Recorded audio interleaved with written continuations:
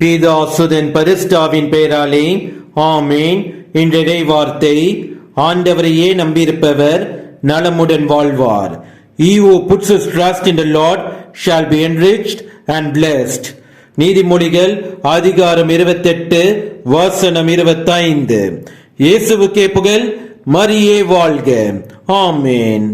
இன்று பிறந்த நாள், திருமண நாள் காணும் அனைவருக்கும் கடவுளின் ஆசீரும் அருளும் சமாதானமும் நிறைவாக கிடைப்பதாக. உங்களுக்கு எங்களுடைய வாழ்த்துக்களும் ஜெபமும்.